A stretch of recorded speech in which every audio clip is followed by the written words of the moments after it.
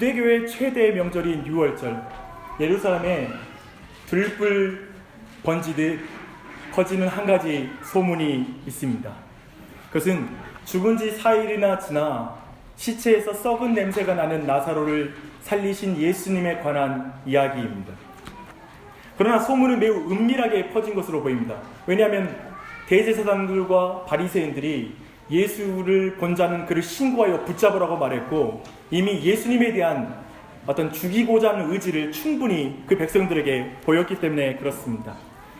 나사로를 살리신 예수님에 대한 일반적으로 대중들은 매우 호의적인 여론을 가지고 있었습니다. 하지만 예수님을 죽이려는 소수 권력자들의 드러난 의지 앞에 그것은 작아 보입니다. 예외가 있긴 하지만 그때나 지금이나 여론은 소수 권력자들의 권력 앞에 항상 무력합니다.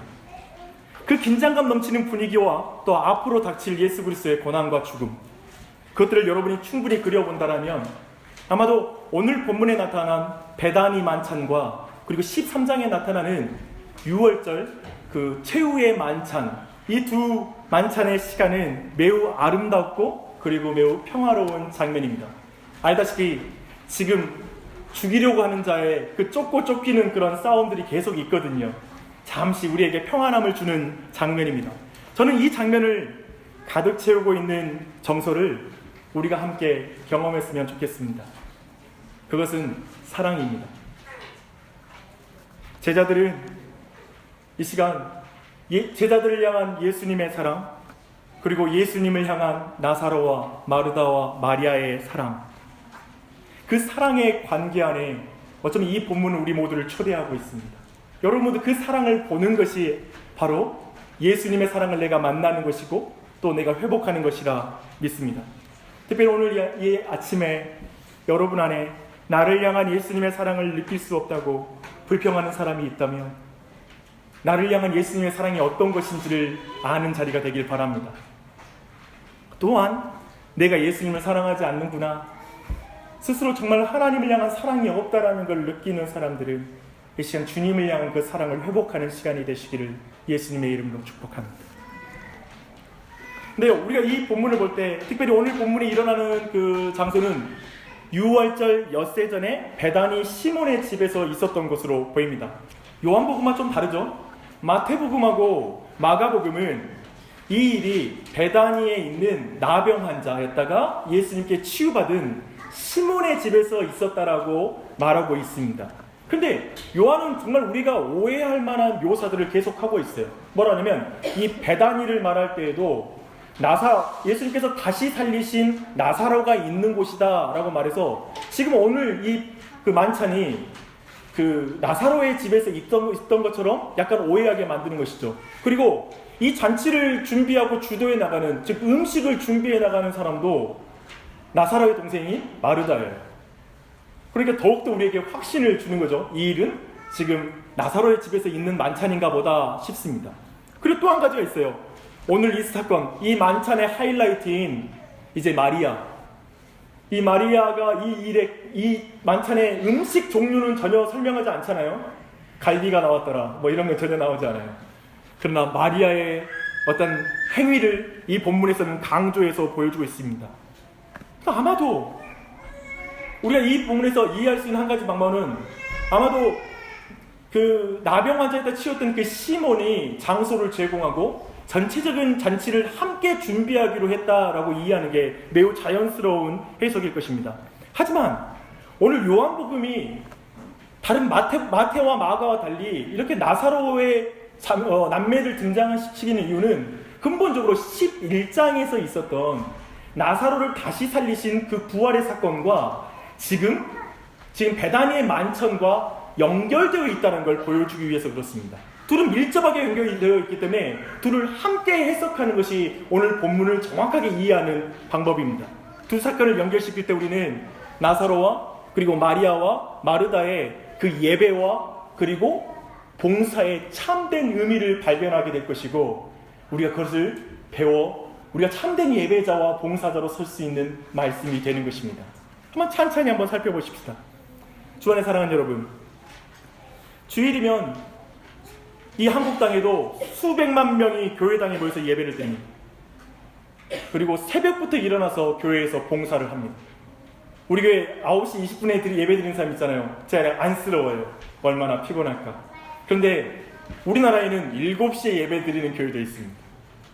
그리고 아침 기도에 새벽 예배를 드리는 교회도 있어요. 참 부지런하지요. 그리고 새벽 미명부터 주일 봉사를 위해서 미리 아침 일찍 일어나서 준비하는 성도들도 참 많이 있습니다. 세상 사람들은 그런 그리스도인들의 삶을 이해를 못합니다. 집에서 부족한 잠이나 채우지 뭐가 있어서 교회당에 저렇게 아침부터 나가서 저렇게 열심히 뛰어다니나 싶은 것입니다. 놀랍게도 이 세상 사람들은 돈을 주고 그렇게 하라고 해도 못하겠는데 그리스도인들은 돈을 내면서 예배를 드립니다. 시간과 돈을 써가면서 남의 아이들을 가르치고 화장실을 청소합니다. 사람들의 눈에는 그것이 시간 낭비다. 그리고 그것은 돈 낭비다. 또 그리고 감정 낭비다라고 말합니다. 여러분 아시다시피 얼마나 많은 사람이 교회 때문에 고민합니까? 주중에도 교회 생각, 아침에도 교회 생각, 그 교회 생각 때문에 마음이 우울해질 때도 있습니다. 이 얼마나 큰 감정 소비입니까? 그럼에도 그리스도인들은 왜 예배하고 왜 봉사하는 것입니까? 오늘 말씀을 통해 여러분 확인하십시오. 오늘 말씀을 통해 참된 예배자와 참된 봉사자가 되는 그 은혜를 발견하시길 바랍니다. 오늘 사실 이 베다니 만찬은요 굉장히 아름다워요. 죽었다가 살아난 나사로가 부활이요 생명이신 예수님과 함께 한 식탁에 앉아서 기쁨의 교제를 나눠요. 거기서는 웃음소리가 떠나지 않았을 거예요. 매우 기쁨이 그 자리에 가득했을 것입니다. 부활의 기쁨을 만끽하는 것이죠.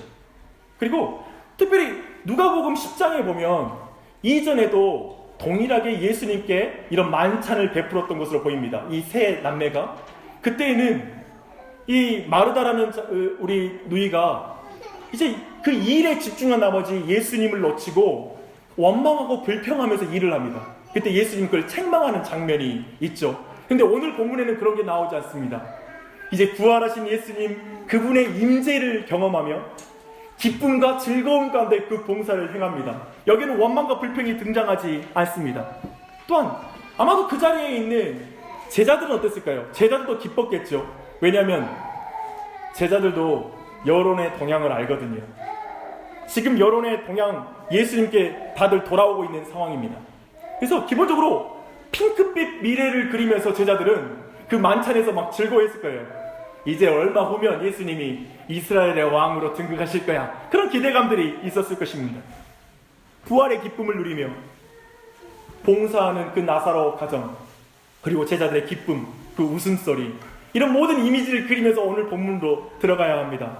근데요, 이 모든 걸 보는 예수님의 마음은 어떨까요? 이 가정을 보는 예수님의 마음, 예수님의 마음도 되게 기뻤을 거예요. 흡족했을 거예요. 충분히 상상할 수 있습니다. 근데 만찬이 무르익고 있는데 갑자기 마리아가 돌발 행동을 합니다.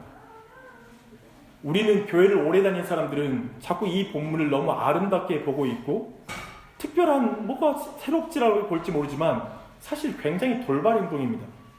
갑자기 마리아가 인도산 나드 식물의 뿌리에서 채취한 고급 향유 나드 한 근이 담긴 옥합병을 가지고 나옵니다. 이 양을 오늘날로 환산하면 0.5리터가 되는 그런 양입니다. 요한은 그것을 지극히 비싼 향유였다라고 말하고 있습니다. 이것을 뒤에 보니까 300데나리온에 해당하는 그런 가치였습니다. 300데나리온은 한 데나리온이 하루의 일당을 해당한다면 하루의 일당을 10만 원으로 계산한다면 이 액수는 3천만 원이고 이것을 어디 우리 동네에서 가장 연봉이 좋다고 하는 KPX로 비유를 하면 9천만 원에 해당하는 9천만 원 이상이 되는 그런 액수가 되겠습니다. 근데요, 이 3천만 원이 되는 이 향유, 마가는 그 옥합을 깨뜨려서 예수님의 머리에 부었다고 말하고 있고요. 오늘 요한은 뭐라고 말하냐면 발에 부었다라고 말합니다. 둘이 약간 일치하지 않습니다. 그러나 자연스럽게 이해하면 종합하면 이 옥합을 깨뜨려서 예수님의 머리에 붓고 그것이 흘러내려갈 정도로 그리고 그 발에 부을 정도로 충분한 양이었습니다. 그 향기는 방 안에 가득 찼을 것입니다. 그리고 이제 그 여인은 그 당시에 긴 머리카락은 여자의 영광이거든요. 자신의 영광스러운 그 머리로 예수님의 발을 닦습니다. 사실 이 모든 내용, 우리 보기엔 너무나 아름다운 장면처럼 그려지고 있지만 사실 기괴한 장면이죠. 생각해봐요. 마태복음 14장 3절과 그리고 오늘 말씀을 보면 기본적으로 식사를 맛있게 하는 중에 이 일이 벌어졌어요. 기본적으로 우리는 예절을 알잖아요. 식사 마칠 때쯤 해야죠, 뭐든지. 밥 먹을 때 그 가운데 건드리면 저는 굉장히 화를 냅니다. 왜 이러나? 좋은 일이라도 이따 밥 먹고 합시다 라고 말하겠죠. 근데 식사를 맛있게 하는 중에 고가의 향유를 예수님의 머리에 붓고 머리로 닦는 건 어떤 측면으로 우리가 볼 때는 지나치다, 좀 불쾌하다, 밥 먹는데 좀 깨끗한 발이면 모를까 머리로 막 발 닦는 거 좀 약간 거북하잖아요. 저만 성경을 이렇게 읽나요? 근데 그 여인이 아마도 사람들이 이렇게 생각하겠죠. 저 여자가 밥 먹다가 뭔 짓인가. 기본적으로 이런 표현 있잖아요. 밥 먹다가 뭐하나 이런 말. 그렇게 말했을 거예요. 더하여 예수님께 향유를 드리고 싶으면 그냥 선물로 드리면 되잖아요. 저는 기본적으로 이런 생각이에요.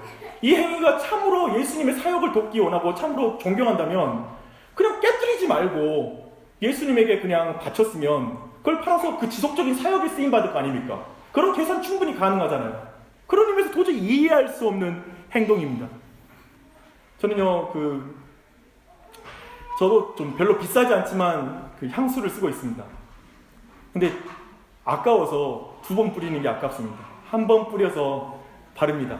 물론 저는 개인적인 취향으론 향수 진한 거 별로 좋아하지 않습니다. 그렇죠? 자고로 향신료와 향수는 냄새를 감추기 위한 서구 사람들이 워낙 냄새가 나니까 그걸 감추기 위한 아무튼 향수 기술과 향료 기술은 재료가 안 좋거나 부패하기 쉬운 환경에서 발전되는 게 이런 거거든요. 그렇게 괜히 딴 이야기로 나갔는데 근데 여하튼 저는 아까워서 그렇게 못 쓸 거예요. 그런데요, 마리아가 정말 그런 면에서는 좀 감각이 없어 보입니다.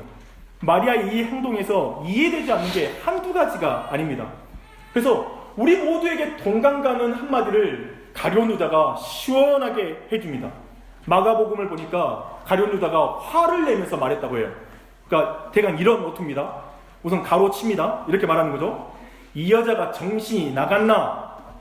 좀 세게 말하면 이 여자가 미쳤나? 라고 가로치고 이렇게 하고 이 향유 정도면 300데나리온에 팔아 가난한 자들에게 나눠줄 수 있을 텐데 당신 뭐 하는 거야?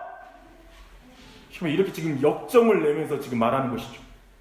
이 무슨 낭비야! 라는 표현입니다.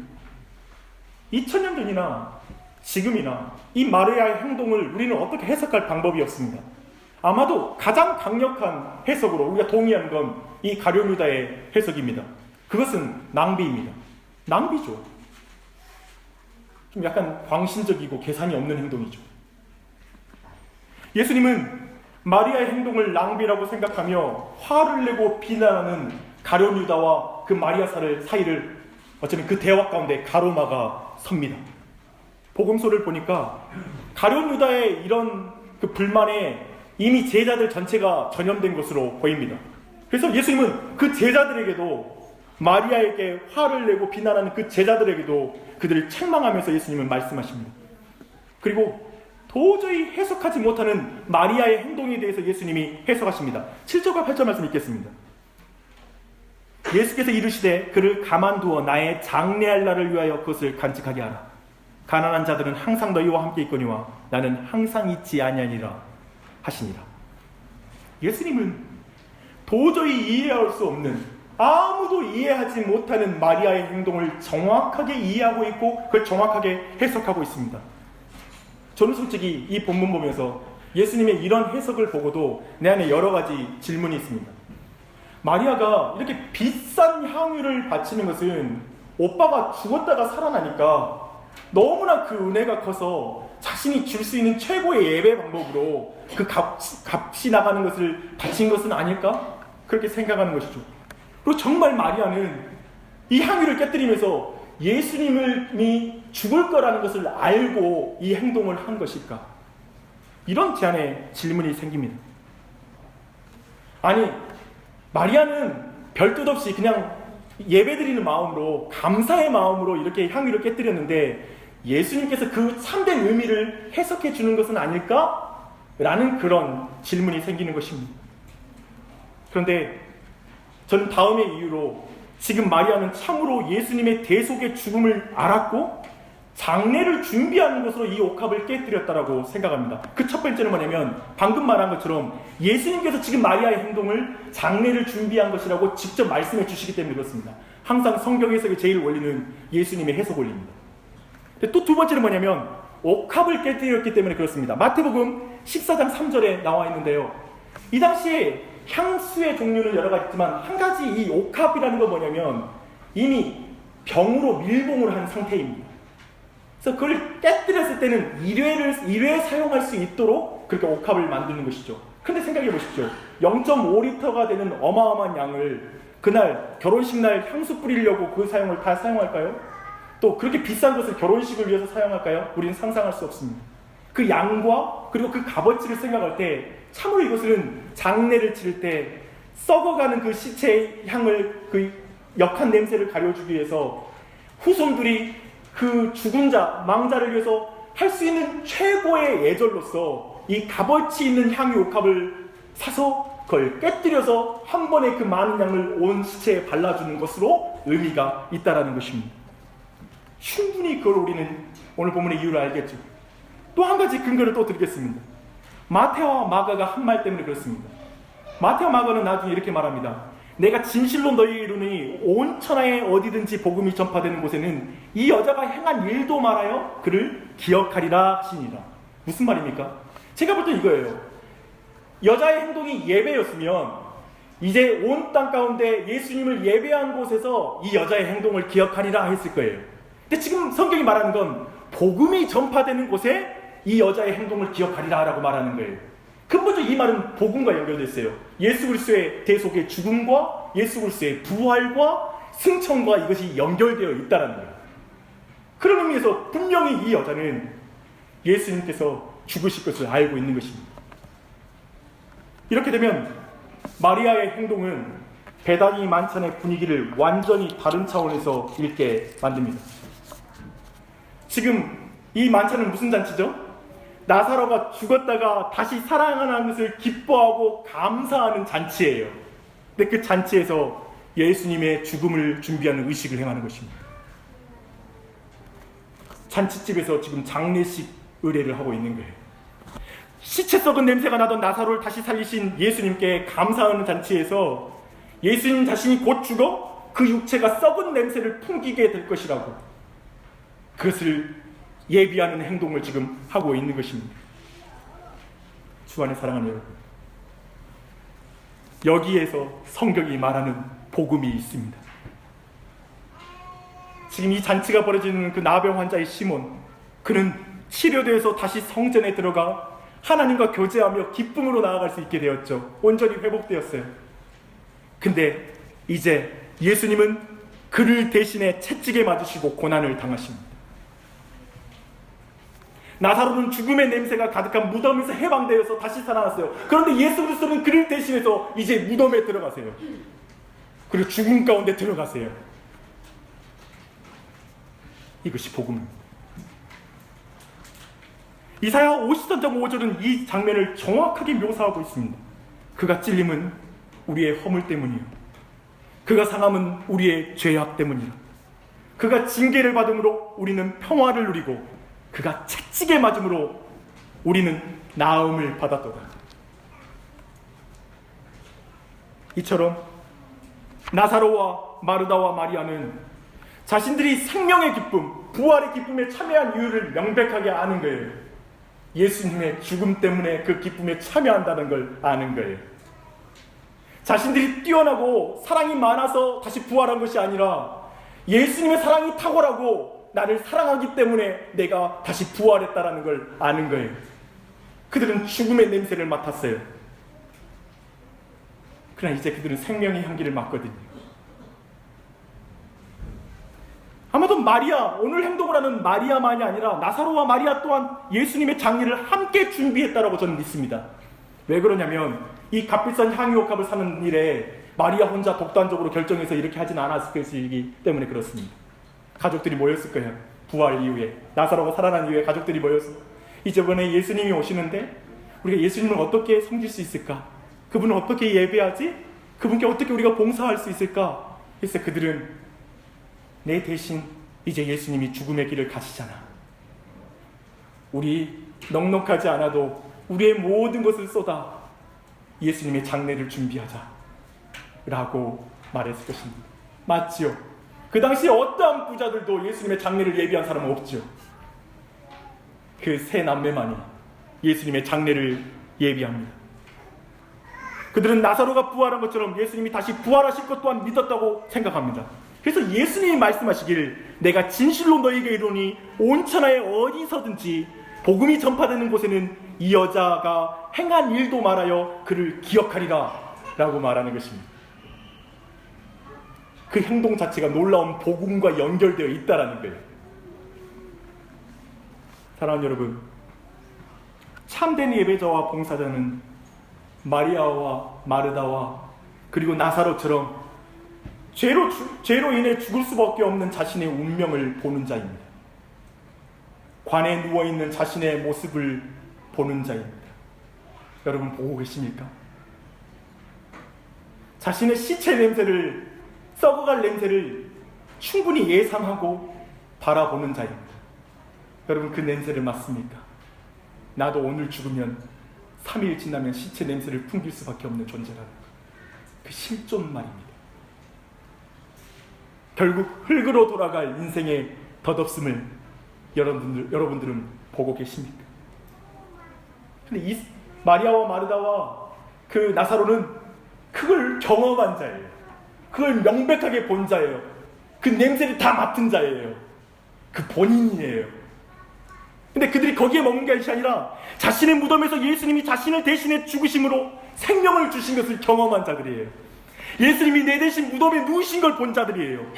예수님이 십자가 위에 내 대신 죽는 것을 본 자들이에요. 예수님이 살이 내 대신 부패한 것을 본 자들이에요. 그래서 그들은 진정한 경배자가 됩니다. 나는 예수와 함께 죽었고 나는 예수와 함께 다시 살았다. 이게 진정한 경배자를 만드는 것입니다. 이것이 진정한 봉사를 만드는 것입니다.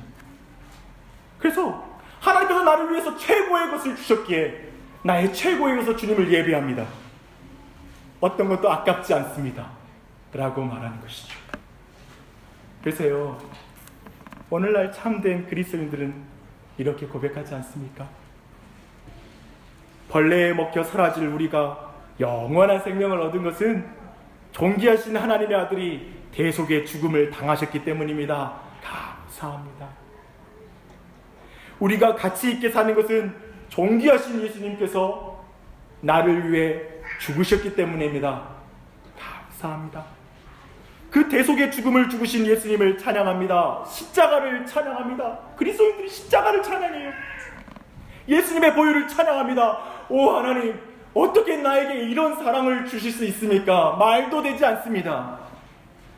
우리 존귀하신 예수님이 자신의 몸을 깨뜨려 보혈을 흘리셨으니 이제 나의 향유옥합을 깨뜨려 주님께 드리기를 아까워하지 않습니다.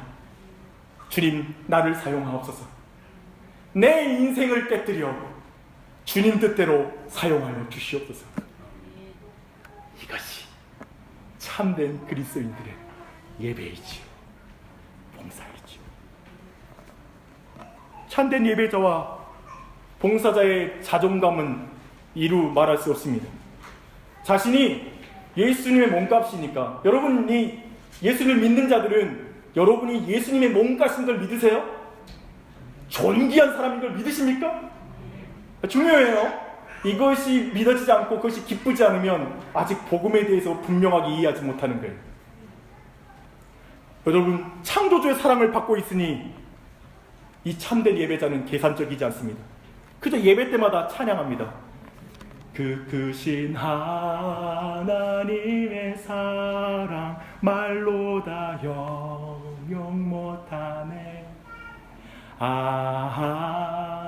하나님의 은혜로 있을 데 없는 자 나 같은 죄인 살리신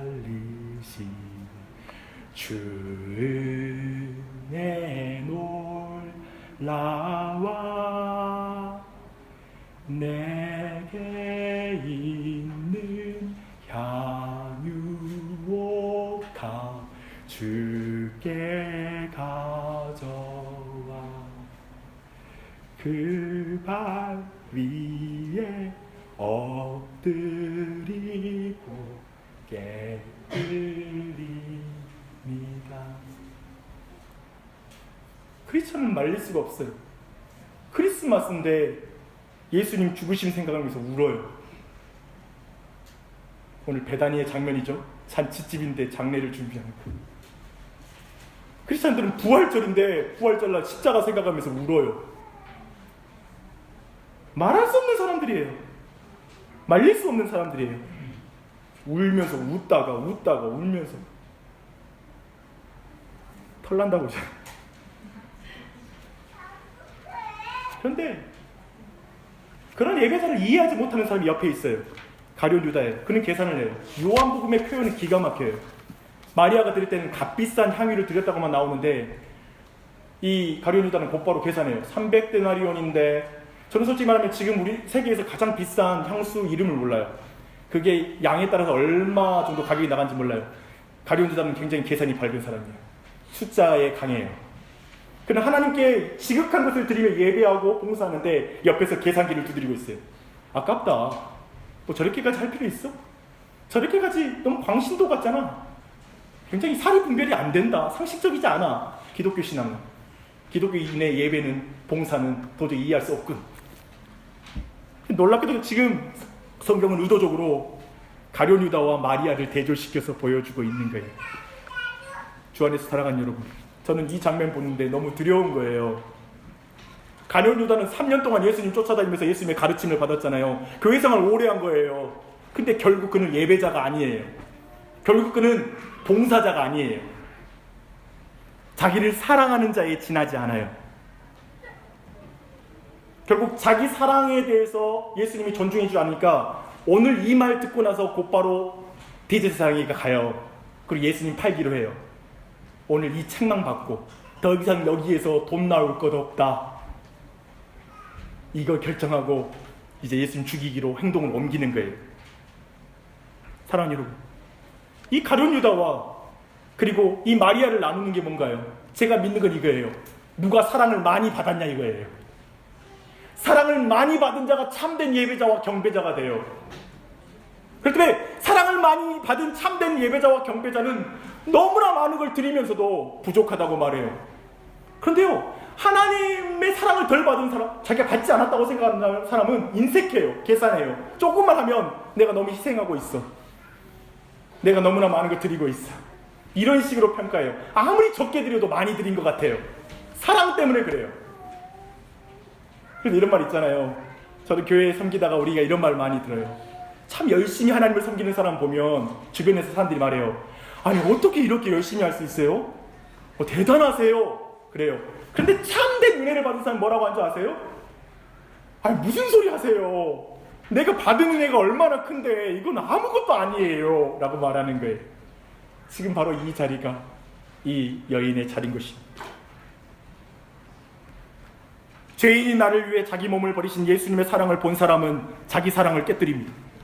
죽음의 냄새가 진동하는 나를 위해 자기 몸을 깨뜨리신 예수님의 사랑을 만난 자는 자기애를 깨뜨립니다. 복음만이 참으로 우리를 참된 예배자와 참된 봉사자로 바꾸고 갈 수 있습니다. 예수만이, 그 사랑만이 우리를 진정한 예배자요 봉사자로 변화시키는 것입니다. 사랑하는 여러분, 세상은 향유옥합을 집에다가 전시하는 것이 복이라고 말을 해요. 집에다가 향유옥합을 잔뜩 전열해 놓으면 그게 부자라고 말을 해요. 성공했다고 말해요. 좋은 집, 좋은 차, 높은 지위를 주시면 예수님이 나를 사랑하시는 걸 확신할 수 있겠고, 내게 그걸 주면 다른 사람도 내가 하나님이 사랑하시는 걸 알아볼 수 있을 것입니다 라고 말해요. 그러면 예수님이 뭐라고 말씀하신지 아세요? 오늘 말씀을 따라서 제가 예수님의 그 음성을 이렇게 전하기 원합니다. 나의 아들아 딸아, 내가 질그릇과 같은 너의 보배란다. 내가 나의 몸을 깨뜨려 너를 나의 형상으로 회복했으니 너는 충분히 가치 있는 사람이란다. 질그릇과 같이 약한 너를 통해 나의 강함을 드러내는 데는 전혀 문제가 없단다. 뭘 더 가져야 너를 증명할 수 있다고 생각하는 거야. 나를 가졌으면 다 증명된 게 아니야. 아들아 딸아, 내가 너를 죽기까지 사랑했다. 내가 너와 함께 죽음의 길을 지나 영생의 길을 걸었다. 그러니 평안하렴, 힘내렴, 불안해하지 말아라, 비교하지 말아라, 세상 부러워하지 말아라, 담대하렴, 당당하렴. 아들아 딸아, 어깨 펴라. 내가 있잖아. 움켜진 손을 펴고 나누며 살아라. 다른 사람을 도우며 살아라. 그것이 삶의 예배란다. 그것이 향유옥합을 모으는 삶보다 향유옥합을 깨뜨리는 삶이 더 복되고, 그것이 더 기쁘고 너를 더 온전하게 하고 너의 가정을 가장 행복하게 만들 것이다. 어떻게 향유옥합을 깨뜨리는데 기쁠 수 있냐고? 내가 너를 위해 내 몸을 깨뜨릴 때 나는 기뻤단다.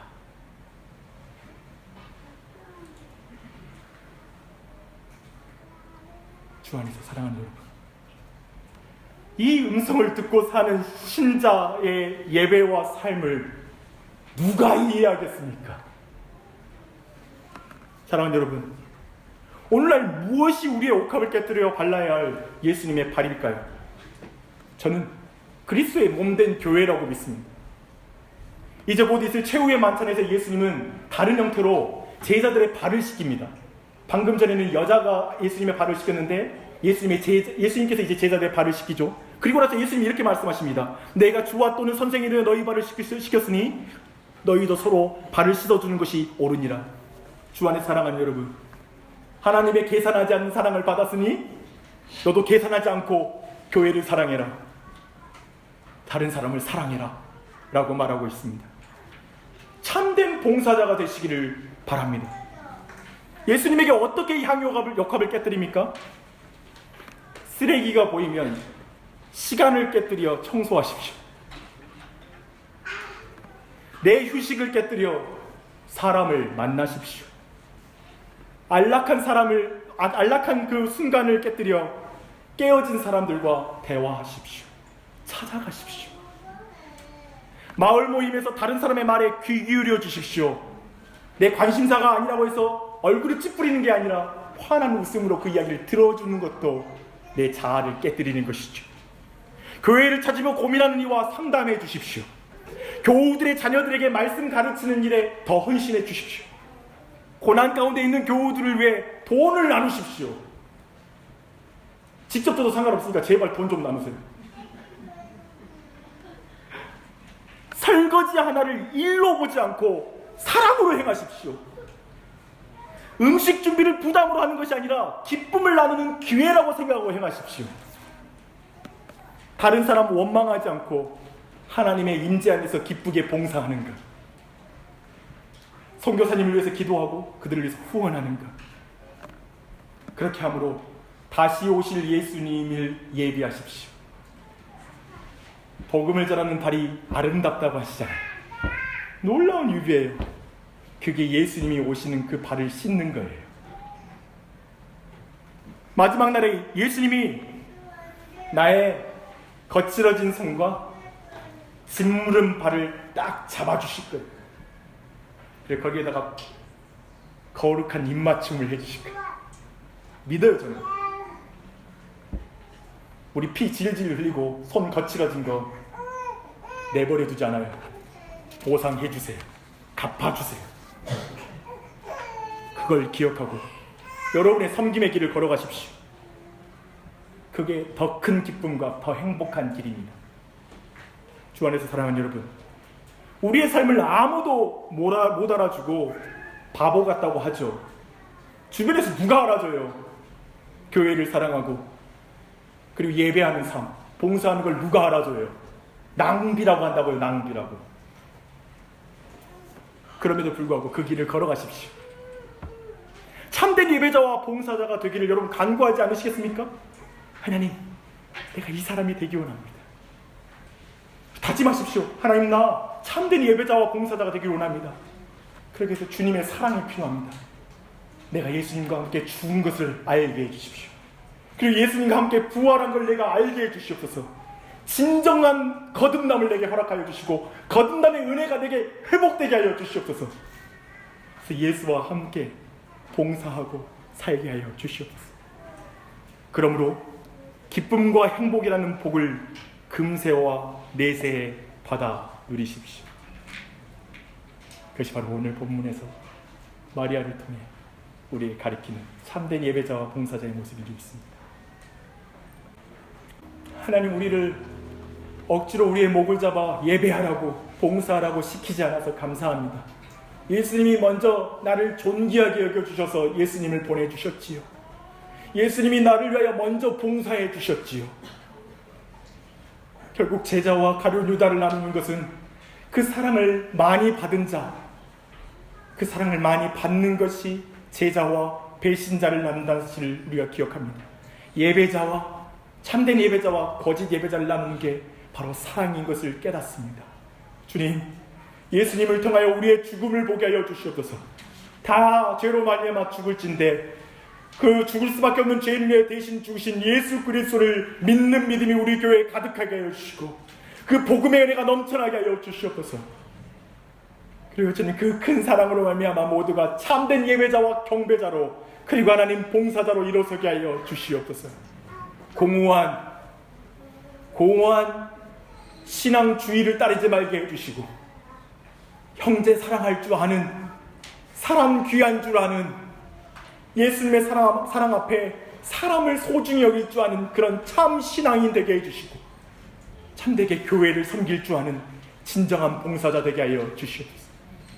하나님, 우리 모두 이 말씀 안에 한편 그리스도의 사랑 앞에 잠잠히 울음이 나오고 한편 그리스도로 말미암아 우리가 부활했다는 사실 앞에 감사와 기쁨이 있습니다.